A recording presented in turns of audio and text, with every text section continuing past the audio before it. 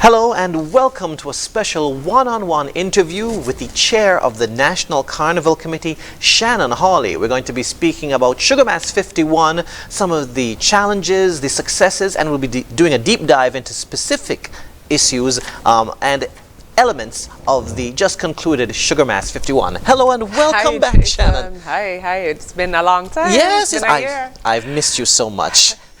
It's good to have you back again. Thank you for having me. Now, let's get right into it. Sugar Mass 51, it was the first time we've gone back to more or less normal carnival, you know, just coming out of the pandemic and the return of the street activities. How did it feel, you know, going back to a more normal sense of carnival? Well, it not only meant that we went back to a normal carnival, but we went back to it with very limited time planning. So, of course, at first it was overwhelming, but we saw it through, and by all accounts, it came off wonderfully. We had an amazing time outside again. There were so many visitors back home for the first time since the pandemic, and we were thoroughly able to enjoy ourselves holistically, celebrating as one, as the slogan says for our Sugar Mass 51.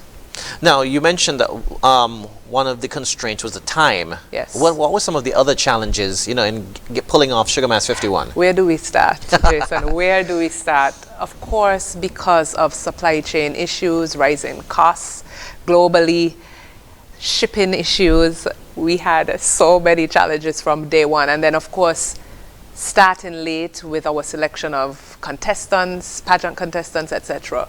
So these forced us to constantly go back to the drawing board, constantly innovate, constantly meet and discuss ways in which we could ensure collectively that Sugar Mass would come off. So whether it be meeting with the bands, meeting with the troops, the Juve troops, the large and small parade troops, the folklore, media, pageants, contestants, sponsors. So everything we really had to compress in a 4-month period. And by any extent and any account, that was a massive task. However, if I may say so myself, I think we succeeded ultimately, despite the challenges. Now, you mentioned the pageant girls, and more or less starting late with them as well. So how is it going to change for the next Sugar Mass? Well, I think we have a full year to plan. The planning has already commenced. We know exactly what is required to ensure that Sugar Mass 52 is successful overall. We have months and months of planning. First, we have to do sit down collectively as a team and go through what went wrong. You know, sometimes we don't like that, but we have to have our postmortems. We have to realize what went wrong, what we can better. Taking feedback, there's been tremendous feedback from the general public. So taking that into consideration, we have to start from now. We already have our dates set for Sugar Mass 52. We've already released the dates, essentially, for Sugar Mass 52. And therefore, we are working with an entire plan to ensure that every single facet of National Carnival is successful.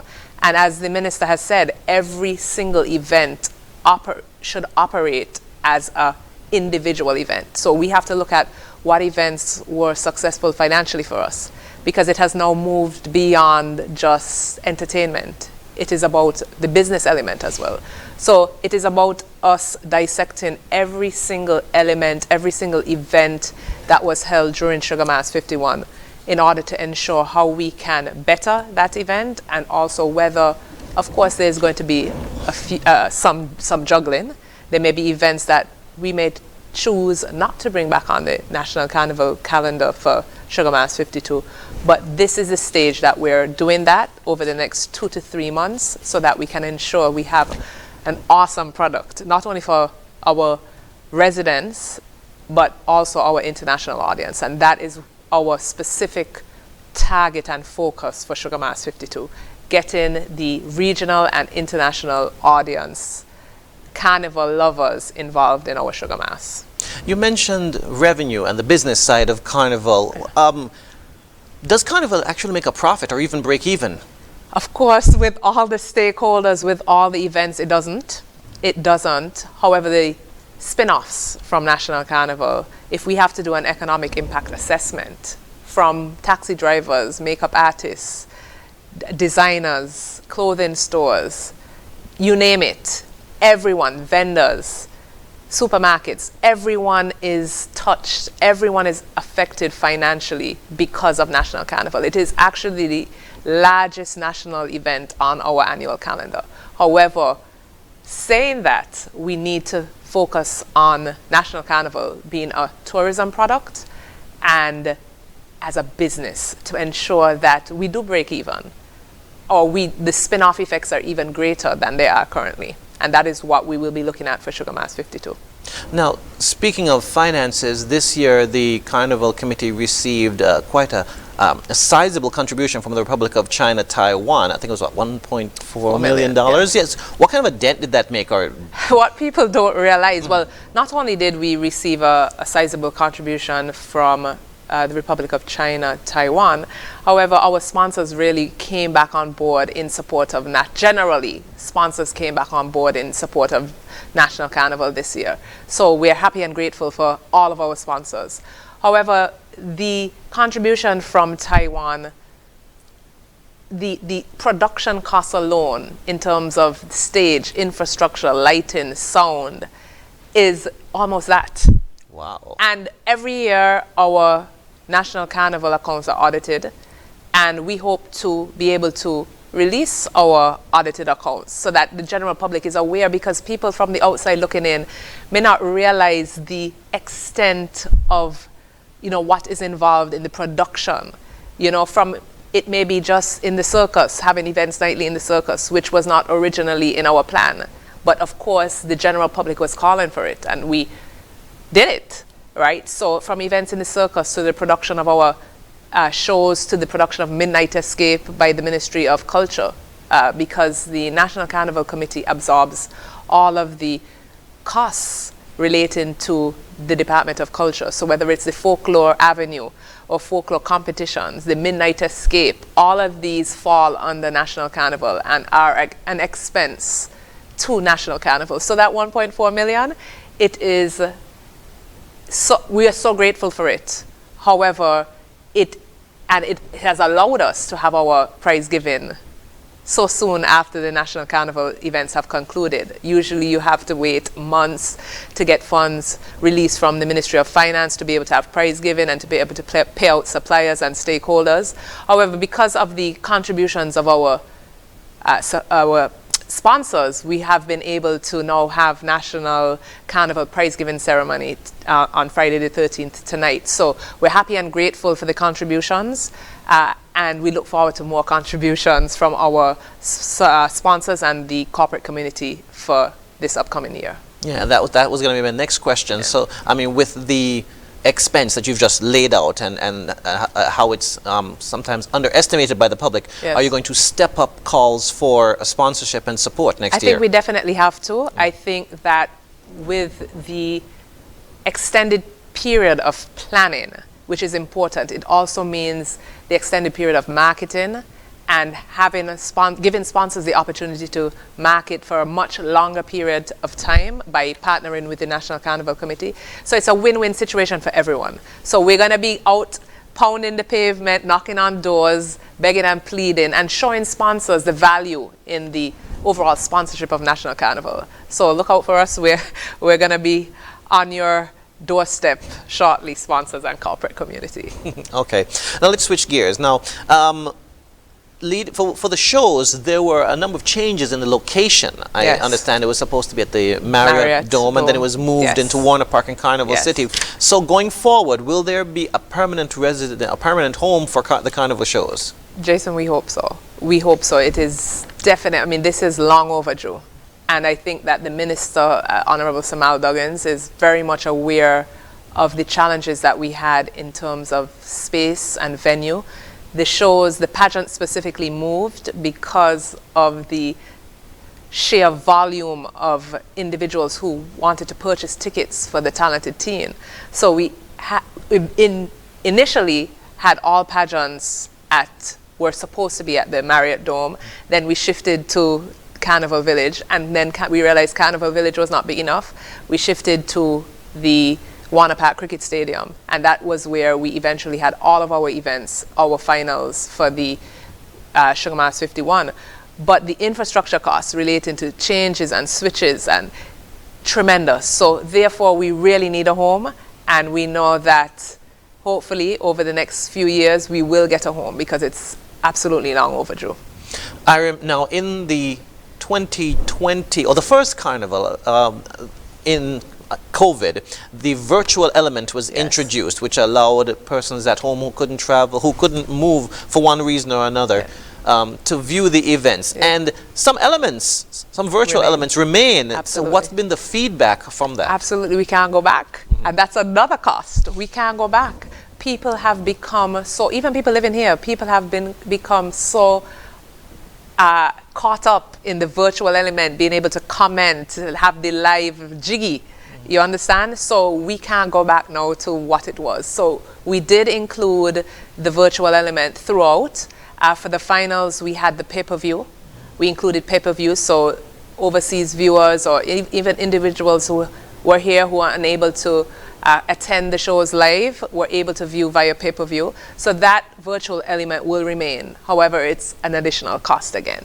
But these are the little things that ensure that our National Carnival is marketed and promoted regionally, internationally. There have been so many calls from around the region, carnival committees and secretariats from around the region to now partner with the National Carnival Committee of St. Kitts and Nevis to take our product to them and include elements of our carnival in theirs over this upcoming year. So it's very exciting, and it's because simply of that live streaming that we did over the past 2 years. So now it's coming home. The benefits are coming home. So I'm really happy and excited about that as well. Yeah, and I think it's more than just the fact that it was live streamed. It was the quality of the live stream. It was really good. And people realizing that Sugar Mass is the best carnival in the region. People realizing, wow, St. Kitts has a carnival in December, because typically people go to their homes, they spend time with their families over the Christmas period, but St. Kitts has given the opportunity for you to celebrate Christmas and New Year's in an environment and still have a national carnival. So carnival lovers around the region and internationally have reached out. We have had many influencers who have reached out to us who want to be a part. How can they be a part of Sugar Mass 52? And because of the promotion done by our private event promoters and specifically our troops, our large troops who have now gone global with their designs, etc., we think that by partnering with both private event promoters and the troops, we have a win-win product. We have an amazing product, and we look forward to marketing it for this upcoming year. I want to touch on the pay-per-view aspect. I know in some cases and with some pay-per-view events, there have often been issues, either from the technical side or the payment side. Did you guys run into any type of those challenges? Definitely. Based on feedback we received for some of the events, the pay-per-view, there were challenges relating to technical aspects specifically. A lot of the challenges were to do with the speed of individuals' internet speed is critical, but people don't want to hear that. They're like, your internet is sticking, we don't like it, we want a refund, etc. So these are some of the things we have to look at, the opportunity to maybe have different pay-per-view providers to ensure that the quality of our stream is up to the standard that the general public is looking for. Okay. Now, one of the newer events this year was, as you mentioned earlier, the Midnight Escape, the street festival. Tell me about that. Well, the Midnight Escape was hosted by the Creative Economy, the Ministry of Creative Economy, headed by Robertine Webb. It was on Christmas Eve. It was, Jason, I don't know if you went, but it was an amazing experience with over 50 vendors, live entertainment. Downtown came alive on Christmas Eve. People had the opportunity to purchase their Christmas gifts on Christmas Eve, take their entire families down, and just experience something different. And you know, Miss Webb and I spoke today, and we were brainstorming as to how we can expand the Midnight Escape concept into, you know, a weekend festival during National Carnival, where we are including different elements of the arts to make this not only a one-night festival with vendors, but to include elements of local designers, etc. And I'll say no more at this point, but definitely the Midnight Escape will be back bigger and better for 2022, 2023. Do you intend to keep it in the same location? 2020, yeah. In the same location in the middle of the Bay Road? Well, I think that that is a question for the department or the Ministry of Creative Economy. I think that they will definitely look at other venues and also look at a different time, a different date, because the date on Christmas Eve may not be ideal for the business owners in the area, as well as service providers, stakeholders setting up to that extent on that day. So I think they definitely will look at a different date during the season, but the Midnight Escape concept definitely needs to be expanded, maybe not only in Christmas, but throughout the year. So I'm sure that you will hear more on that from the Ministry of Creative Economy. Okay. Let's talk about security during the street activities. What's your take on the police presence and security that was provided? Well, we're happy and grateful always for the police. You know, several times throughout the season, I was summoned to the Commissioner's office for one reason or another. And, you know, the security forces are critical to the overall operation and execution of Sugar Mass and any large-scale event in St. Kitts and Nevis.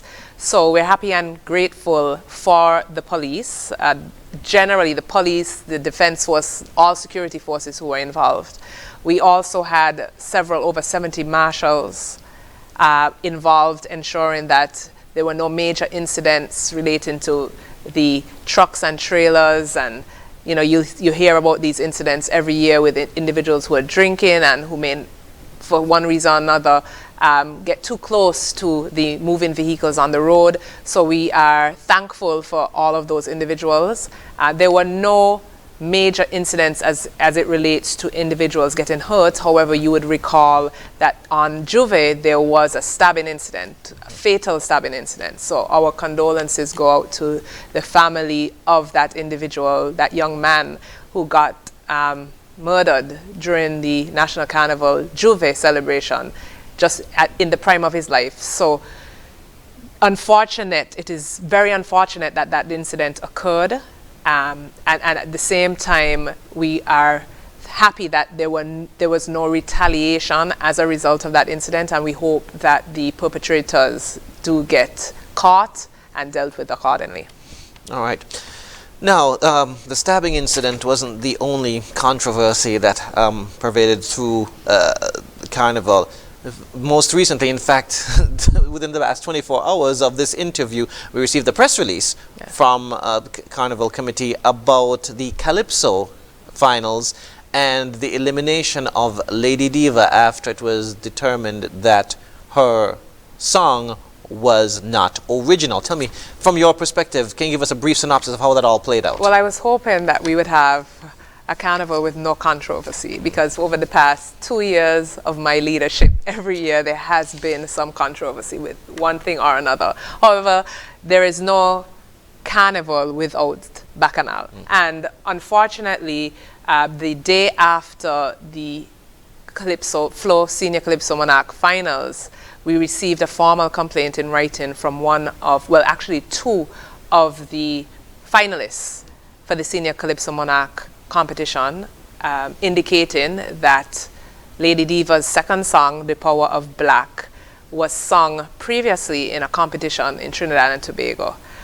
When I received that correspondence, included in that correspondence was, the letter was supporting documents. So there was a video and there were lyrics to the song that was exactly the same as what Lady Diva had sung the night before. At that point, as per the rules and regulations of the National Carnival Senior Monarch competition, we investigated the situation. We referred it to our arbiter, who was able to further investigate. We then received a letter from the composer, owner, writer, author of the song, who indicated that, in fact, the song was performed previously back in 2017, I think it was. And he sold the song to Lady Diva. Of course, Lady Diva unknowingly purchased the song. It really was not her fault. Unknowingly purchased the song from the individual, the writer, and sang the song during the competition. So within 24 hours of her singing, social media went crazy as it relates to the song being sung previously. The arbiter reviewed all of the supporting documents and as well as the complaint, and determined, because the rules of the competition state that the song performed must be original and not sung in any competition locally, regionally, or internationally. There was a violation of the rules of the competition, and therefore, unfortunately, the National Carnival Committee had no choice but to disqualify Lady Diva. It is truly an unfortunate incident that Lady Diva absolutely knew nothing about when she purchased the song. Most of our Calypsonians purchase songs from various authors, various writers around the region. So she was disqualified, and King Craig, who would have been 4th runner-up, has now moved to the 3rd runner-up position, and the 3rd runner-up has now moved to the 2nd runner-up position. Right. Now, you mentioned before, every year there seems to be some controversy, and a similar situation happened last year with Mr. Hype. Can you give us an update on that situation? Well, Mr. Hype and the National Carnival Committee have been in court over the past several months. So therefore, as it is an ongoing court case, I am not able to provide further information on that. However, I do hope that the situation is settled one way or another soon, because it has been ongoing for quite some time now. Alrighty. But so now let me ask this. Since there have been 2 consecutive years where a song has been shown, or there's a challenge to a song and its originality, is the Carnival Committee going to take like stronger steps at vetting the originality of songs? Well, Jason, this year we ensured, because of the Mr. Hype situation last year, this year for every single competition, we ensured that the policy was tight. We ensured that the policy was revised. Every single policy for every single event, competition, was revised. We wanted to ensure that it was foolproof. And unfortunately, when the song is being sung on the night of the competition, the judges are judging based on what they hear. And it is only thereafter that these complaints pop up. But what I can say as it relates to Calypso competition will move back to 2-song semifinals. Over the past few years, we removed the semifinals. We removed the 2-song semifinals, and we realized the quality of the second song, as a result, has been diminished, the quality of the music, because the Calypsonians had a very short space to prepare for the finals with the second song. So we think that in order to eliminate that early, we want to ensure that the return of the second song semifinals is very important, and starting earlier in the year so that we can have the quarterfinals and the eliminations and then the semifinals and then the finals. So every Calypsonian will have the opportunity to go through that process in order to ensure the highest standard for our finals. Do the Calypsonians submit an audio copy of the songs that they would be performing for the finals, or is it just the name? Just the name. Just the name of the song. Okay, so again, that is something that we can look at, so that our advisors, etc., judges would be able to vet prior to, so that we can ensure something like this doesn't happen. I mean, I've looked at it around the region, and I see more and more instances where this has happened around the region as well. So I think we need to learn from our counterparts regionally on how to ensure that this does not happen again. Okay. Well, we're almost out of time. I would like to ask, finally, what can the public expect from Sugar Mass 52? How are you going to build upon this previous carnival? Well, every year it only gets better. Every year it has been getting better and not only under my leadership, but Sugar Mass overall. And I think that this year what we're looking at is to ensure that we compress our National Carnival product, our official activities included in the Sugar Mass, overall Sugar Mass, into a much shorter time frame. Because what we've realized, especially for Sugar Mass 51, was that, you know, we had the launch of Carnival on the 2nd of December, and the last day was the 3rd of January. So it's a long time. We feel that if we compress it to a 2-week period where we have the launch mid-December, the opening, the official opening of Carnival mid-December, and compress our official Sugar Mass activities into a 2-week period, the energy remains, the hype remains. There's no downtime. There's no opportunity for anyone to say, what's there to do?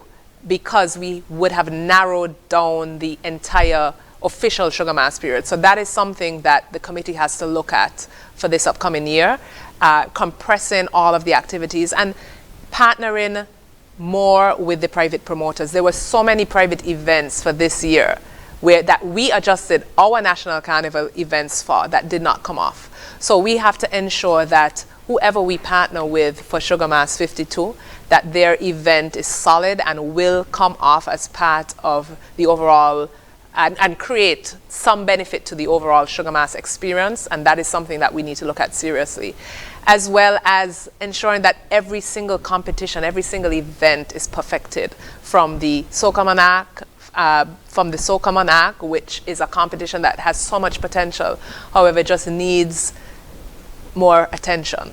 So that is something that we're going to be looking at, to the pageants, and looking at how we can adjust the pageants and which pageants really should be the focal point, because at the end of the day, everything there's a cost attached to everything, infrastructure costs, production costs, and therefore we have to ensure that our Sugar Mass product for 52 is beneficial not only to the general public and every single stakeholder, but also in our pockets at the end of the day, making sure that it's financially beneficial and looking at each event, as I said, in a vacuum, and making sure that we produce every event to essentially be profitable. Okay. Well, thank you very much for joining us once again. It's Always. been great speaking with you, and I learned quite a lot in this session, actually. Yeah. And I hope to speak to you at some point in time in the near future. Absolutely. I've been speaking with the chair of the National Carnival Committee, Shannon Hawley. She's been giving us a breakdown, an overview, and a summarization of Sugar Mass 51, the high, the lows, and what's going to be happening going into Sugar Mass 52. I'm Jason Davis for ZIZ TV. This has been One on One.